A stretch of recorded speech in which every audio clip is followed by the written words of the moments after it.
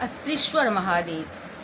निरंतर 100 वर्षों तक अनावृष्टि के कारण निवास के सर्वथा अनुपयुक्त हो जाने से ऋषियों द्वारा परित्यक्त अत्यंत उष्ण एवं शुष्क कामदम वन में अत्रि जी ने अपनी पत्नी अनसुईया के साथ कठोर तप किया। शिवजी का जाप करते करते ऋषि प्रवर अचेत हो गए। उस समय उन दोनों के दर्शन के लिए देवता, ऋषि, गंगा जी, नदियाँ वहाँ आई और हम लोग तो दर्शन करके चले गए, परंतु शिवजी और गंगा जी अनसुईया का उपकार करने के लिए वहाँ रुक गए। 54 वर्ष तक समाधिस्थ रहने के पश्चात जागने पर अत्रि जी ने अनसुईया से जल मांगा तो वह देवी कमंडल लेकर जल को खोजने में भटकने लगी। गंगा जी उसके पीछे चली और उसकी पतिभक्ति, सत्यनिष्ठा और सेवावृत्त को देखकर उस पर प्रसन्न होकर बोली, मैं गंगा हूँ, जो चाहो मुझसे वर मांग लो। अनसुईया ने प्रणाम करके जल प्रदान करने की मांग की। गंगा जी उसमें प्रवेश कर गई और अनसुईया आश्चर्यचकित होकर जल लेने लगी। उसने गंगा जी से अपने पति के आने तक उस गड्ढे में टिके रहने को अनुरोध किया।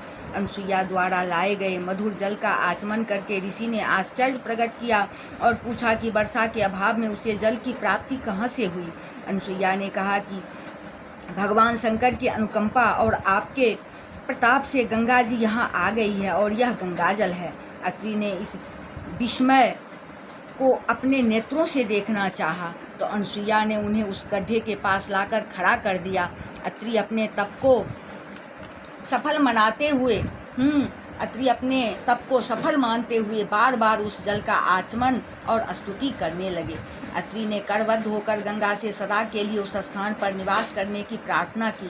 गंगा ने कहा कि यदि अनसुईया शिव पूजन अपने पति की 1 वर्ष की सेवा का पुण्य मुझे दे तो मैं तुम्हारी प्रार्थना स्वीकार कर सकती हूँ।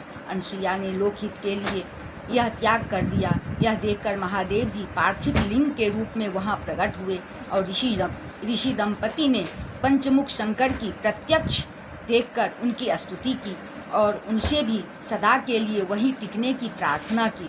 अनसुईया द्वारा खोदा गया वह गड्ढा मंदाकिनी कहलाया और शिवजी का स्वतः प्रकट ज्योतिर्लिंग अत्रीश्वर कहलाया। गंगा के प्रकट्य से दुर्भिक्ष मिट गया और ऋषिगण पुनः उस वन में आकर तप आचरण करने लगे।